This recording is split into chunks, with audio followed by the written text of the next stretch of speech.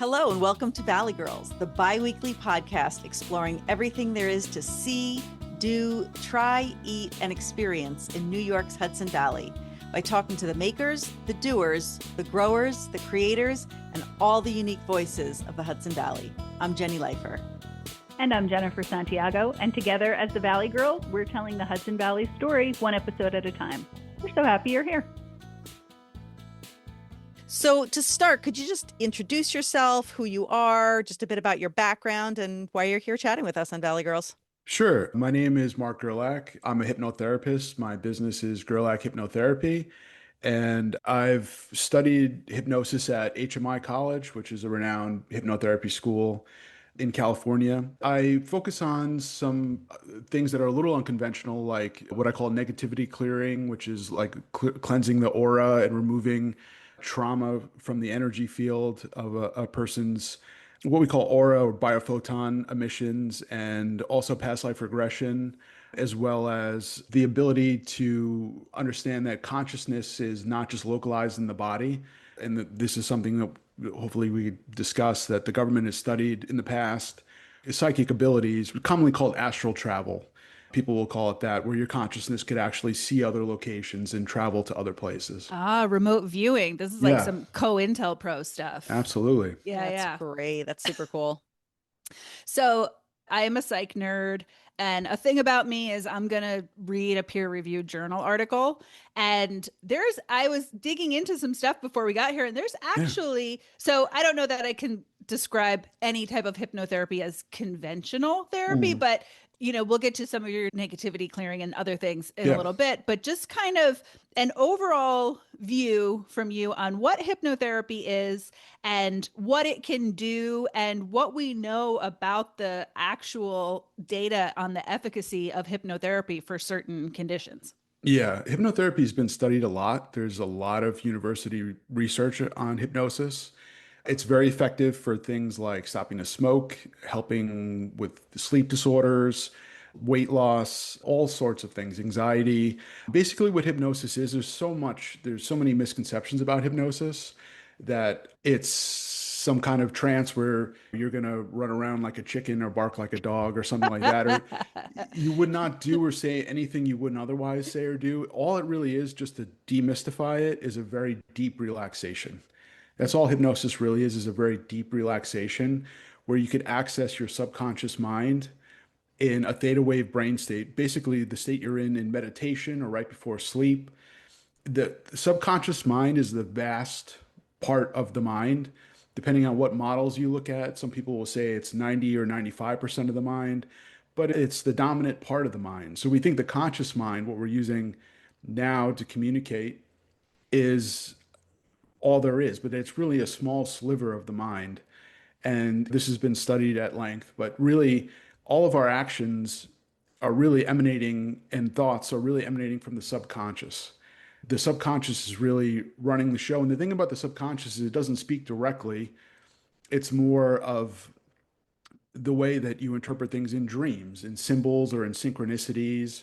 It comes more from that realm, but it's really the vast part of the mind. So in hypnosis, all we're doing is having a client relax, just to get very comfortable and relaxed. And then you could access that part of the mind when the person is relaxed through different techniques. And then when you tap into the subconscious part at that point, you could help them make the changes they want to make. But it's really very simply just a very deep relaxation to access the subconscious mind. One thing I thought was so interesting when I was looking at some of the peer-reviewed literature on this is, so we know a lot about brain changes in meditators, right? Over time, their brains will function differently even when they are not in that meditative state. So I was fascinated when I read that there was one study that they conducted on the effect of hypnotherapy on depression. And they found that hypnotherapy reduced the overall symptoms of depression by up to 8% more than cognitive behavioral therapy, which to me is like the gold standard. And they found that effect endured at 6 and 12-month follow-ups. So it's, what do we know about the mechanism by which this persists in your daily life? Like, it's one thing for me to think about being on the couch in your office and I'm in this deep meditative state, but then I have to go out and live my life, but somehow the effects are lasting. Fascinating. Yeah, I would say it's something that's very subtle. Like in 9 times out of 10, you would have done something or felt a certain way. And this time something's different and you kind of just swim away from that. And you're noticing a subtle change that sort of grows in magnitude. And the more you do hypnosis, the more effective it's going to be, the more those suggestions sink into the subconscious mind.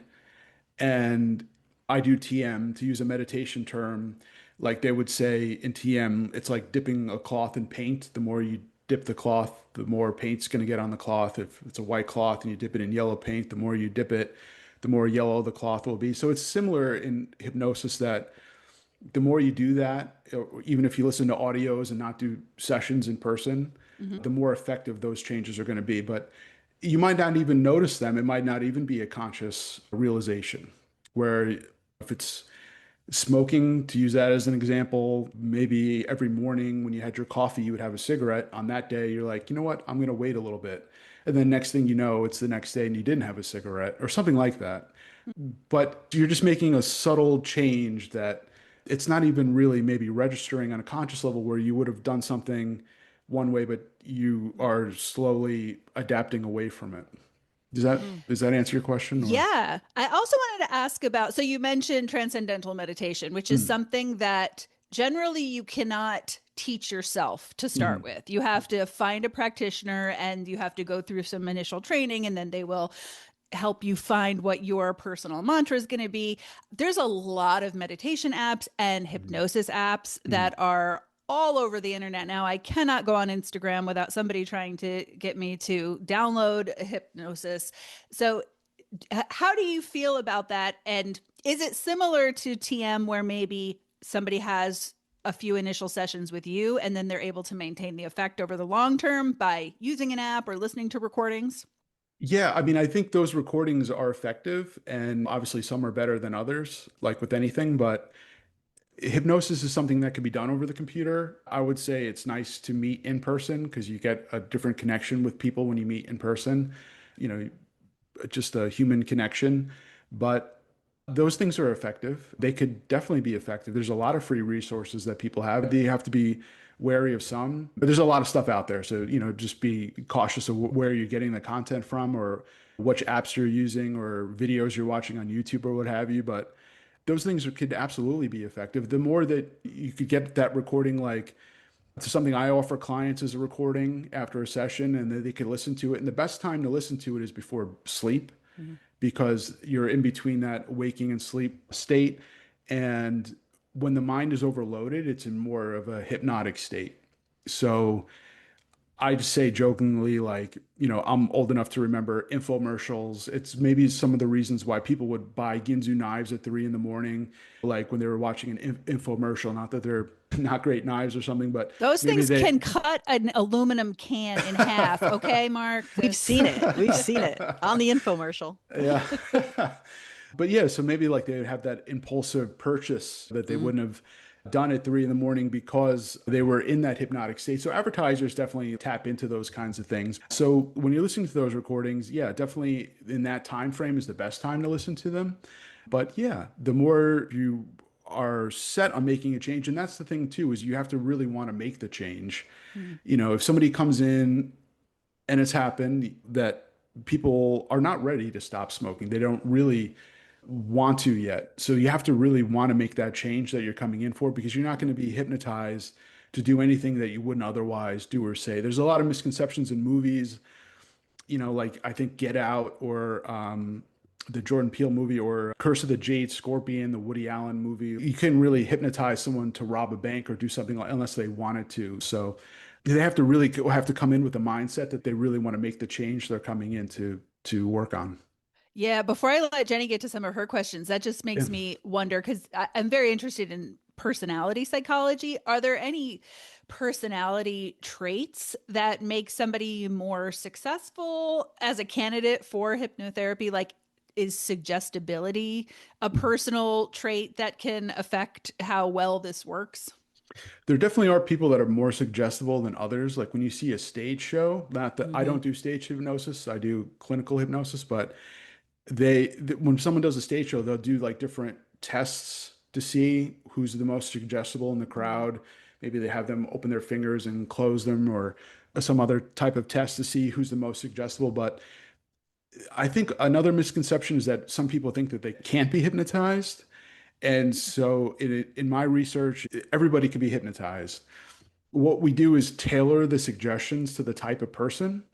So some people are more literal, for example. So for example, like if I said your arm is stuck to the table, that's a little more literal than if I said you feel like there's 100 soft blankets on your arm. So one's more inferred and one's more literal. So I generally do a test before we do a session to see like how you best take in information and then tailor the suggestions around that so it's more accessible for the person. It's more tailored to the type of person that they are. That's incredible. It really Yeah. is. So yeah, I have so many questions. I too am a psych nerd. Jen and I went to college together and both graduated with a psychology degree, and Jen has gone on to get a master's. And so we're both Amazing. very much You're psych familiar nerds. with. Yes, very much so. Yeah. But I also, one of the things that I had studied was some parapsychology, but also biofeedback. Hmm. And so we did some brainwave training with my mentor, Hmm. and it was really theta wave training is what we were working Hmm. on. So I was like, as soon as you said theta waves, I'm like, wait, I know this. I was so excited. So yeah, so it was really fascinating because there was, I mean, it was using biofeedback as opposed Hmm. to hypnotherapy, but the theta wave training is really remarkable. And I can understand sort of like that twilight sleep zone that you get into, how somebody could be more suggestible. So that makes, for me personally, that does make a lot of sense. And something else you said, it was just very, Jen and I both kind of chuckled in the background when you said something about making somebody sound like a chicken or whatever. Jen literally had in our notes to ask you, are you going to make me quack like a duck? What is it all Hmm. about? And so maybe that's Jen's subconsciousness saying she wants somebody to make her quack like a duck. I don't know. Maybe that's what's happening here. I think I want to know a little bit more about the sessions themselves, but before we even go there, I think it's important to point out the difference just in terms of terminology for people who are not as familiar. Not everybody is a psych nerd like Jen and I are. So one thing I really want to point out is the difference between when you're talking about hypnosis versus hypnotherapy and how are they connected. And as far as I understand it, hypnosis is the actual relaxed state of mind that involves the focused attention, the relaxation. The conscious mind is less active. The subconscious mind is more open to suggestion, where hypnotherapy utilizes that tool of hypnosis, but for therapeutic purposes to make those positive changes. Would you agree with that I would say that's description? accurate. Yeah.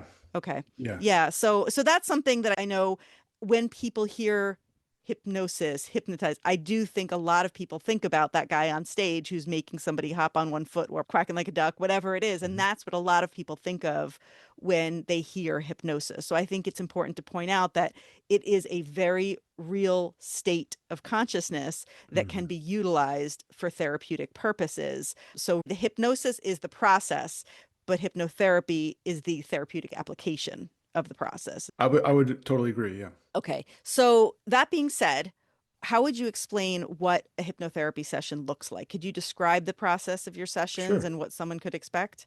Yeah, absolutely. So the first half of the session or so Hmm. is more cognitive. I'm getting to know the client. We're talking about what's going on, what they're coming in for, a bit about their background, and just just the cognitive conversation of what's happening.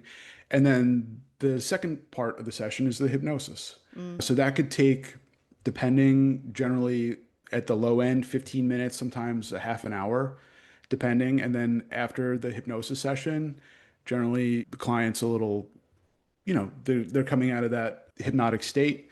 And so we do that slowly, of course.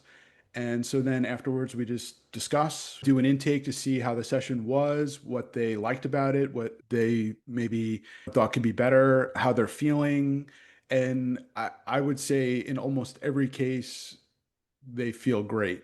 And even if it's just the meditative quality of being in that theta wave brain state, when the hustle and bustle of life, just relaxing in that way has great therapeutic benefits for people. Do people tend to remember things? I mean, if you're more accessing the subconscious than the conscious, how much does the conscious retain of that at the end of the session? would say that varies. Some people say, like, I heard everything and I don't feel like I was being hypnotized. Mm. And so we say, when you say that, because I've been hypnotized too a long time ago to stop smoking too. And that was my internal monologue before I even studied hypnosis. Like, I'm not being hypnotized, but it has actually worked for me. And I quit smoking for several years and went back and then did it again. But I would say that varies. That some people say they remember everything and they feel like they weren't being hypnotized. And some people say they're shocked that a half hour passed Mm. because they feel like they don't recall anything. So I think it varies on the person. We've got more of our chat with Mark on this episode coming up. But first, a quick word from our season 4 sponsor, Bryant Home Improvement. Hey Hudson Valley, whether your home needs a little love or a full glow up, we've got you covered. From quick fixes to full room renovations and everything in between, Bryant Home Improvement delivers top-tier solutions with precision and reliability right here in your backyard. With over 20 years of luxury home building experience, we're all about quality, efficiency, and that local touch that makes the Hudson Valley so special. So if you're dreaming of upgrades as bold as the Catskills or as timeless as the Hudson River, let's make it happen. Your home, our craft. Let's build something beautiful together. Visit us online at BryantHomeImprovement.com. So, speaking of memories, and I don't know if that's the right term, but you are trained in some more unique forms of hypnotherapy, not Mhm. just the smoking cessation and the weight loss and the depression, but you do what you call negativity clearing, other life analysis, Mhm. non-physical experiences. So I am so curious about all of those. You should just tell us everything that you can about those. And so when Jenny said, do people tend to remember things? Instead of remembering things after the session about what happened in the session, I thought she was getting at, do people tend to unearth memories when they're in this hypnotic state? Yeah. So one thing that I don't do is current life regression, because sometimes people will have false memories. Yes. And so I don't regress someone to this lifetime. What I do is past life regression. And past life regression is something that maybe many people in your audience are familiar with. People like Brian Weiss or Dolores Cannon, people like that. They're kind of the rock stars, I call them, of past life regression. And past life regression is, I call it other life analysis because I've had clients that have gone to future lives. So it seems that saying past life regression insinuates that you're just going backwards, where some people have gone to times that seemingly haven't existed yet, or maybe it was some Atlantis highly advanced civilization from the past. It's impossible to say, but seemingly lives that were far in the future. So I call it other life analysis to kind of keep it open to whatever the client is experiencing. And I think the most important thing during that is to just trust the subconscious mind, because sometimes things will come up and we kind of censor ourselves and say, well, that can't be. So we just kind of trust our intuition that the subconscious mind is showing us the right lifetime. And there's a whole process to do that and kind of relive the major aspects of that life, and to go through the death experience and the in between life and death experience, and to see what we've learned from that lifetime and how that's sort of affecting us karmically now. But a lot of people come in with a current life situation and they want to get some clarity on it. And they're hoping that past life regression, or as I call it, other life analysis, will help them do that. So sometimes making that connection really helps them shed some light on what they're experiencing now and really think about it in a different way, which is really effective for people. It's amazing. It is really incredible. So And it- talk to us about the negativity clearing. Yeah, that's what I wanted to know. Yeah, negativity clearing is a type of hypnosis that I've developed where really you're kind of scanning the energy field, and it's like a type of aura cleansing.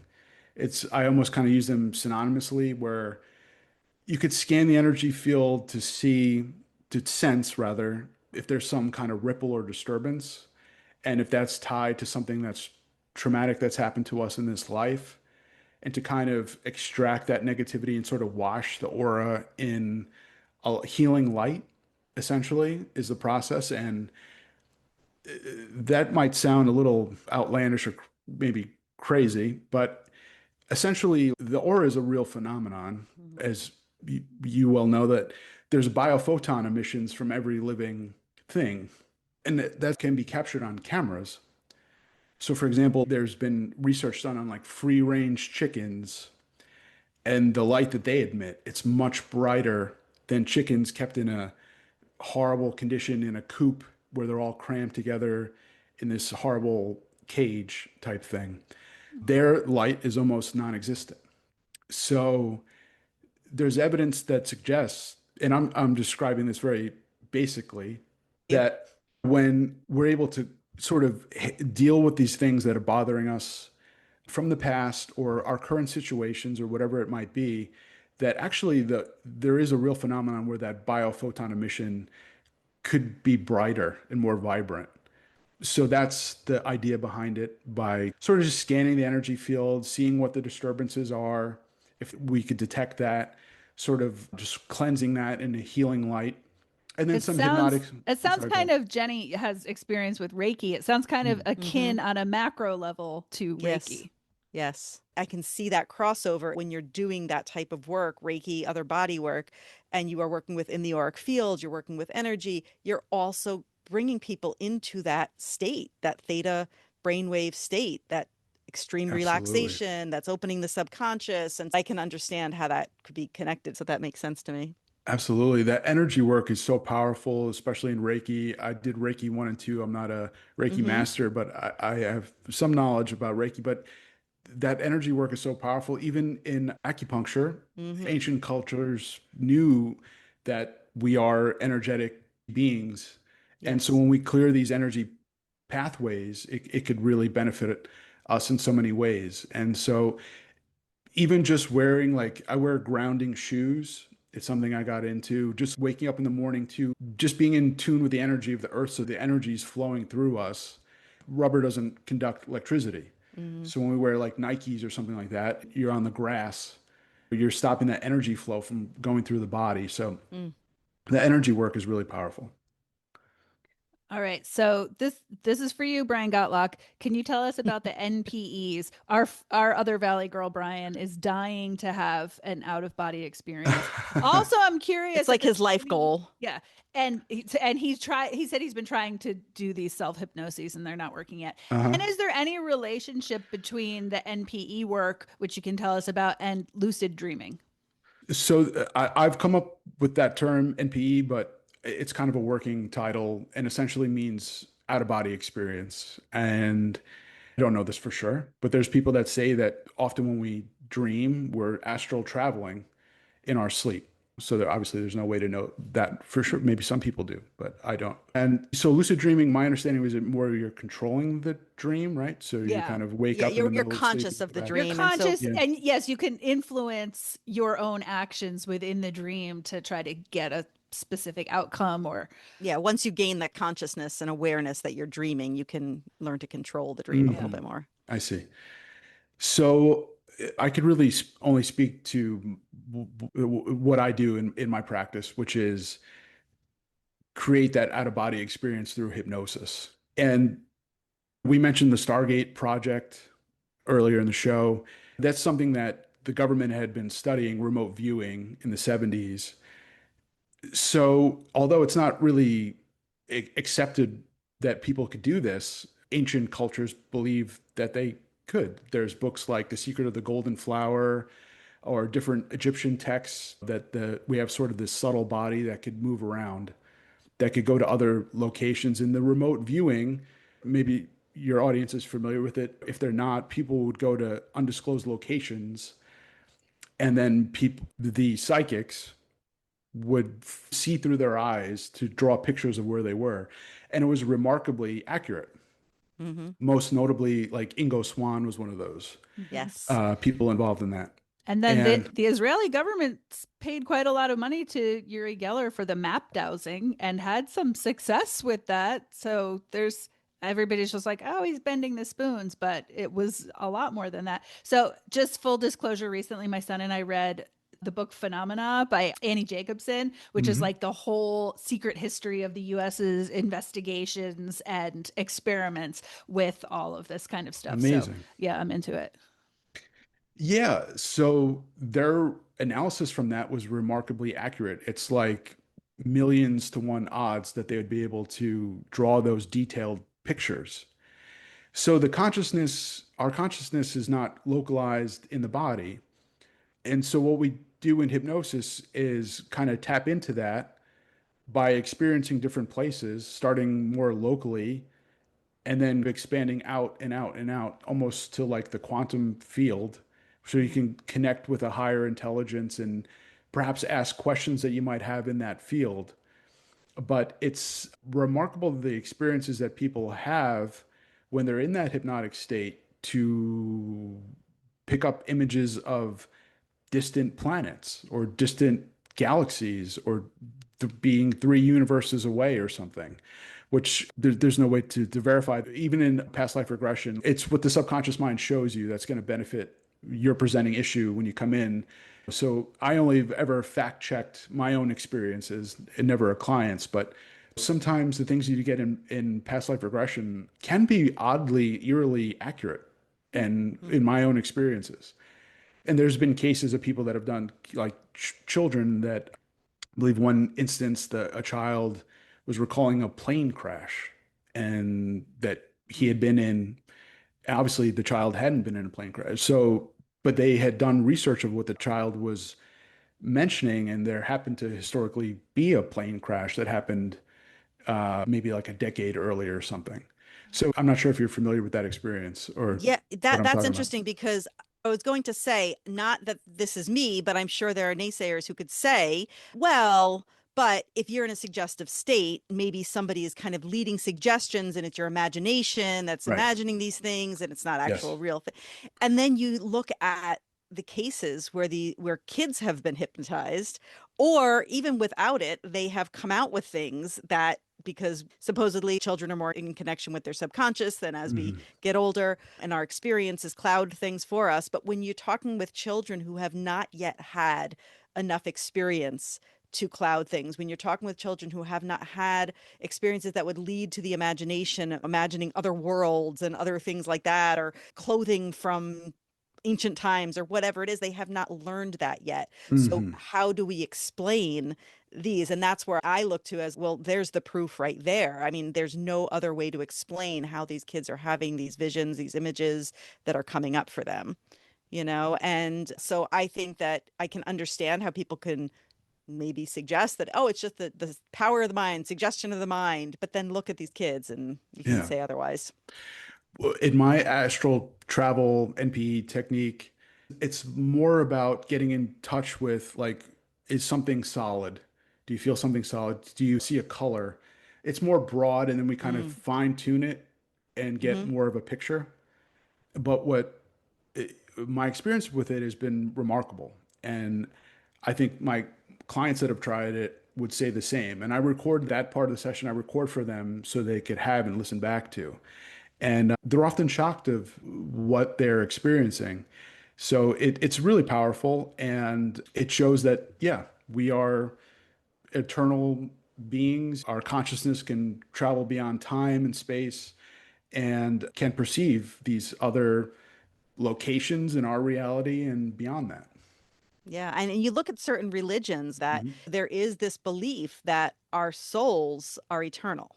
Hmm. Our bodies are not eternal, but our souls are eternal. And Yeah. so, whether you want to call it reincarnation or whatever the case is, there is a connection in a lot of traditions, a lot of religions that you see this idea that this is just a temporary vessel that we're Yeah. in, and that our souls, or any name for it that you want to call it, continues to carry on.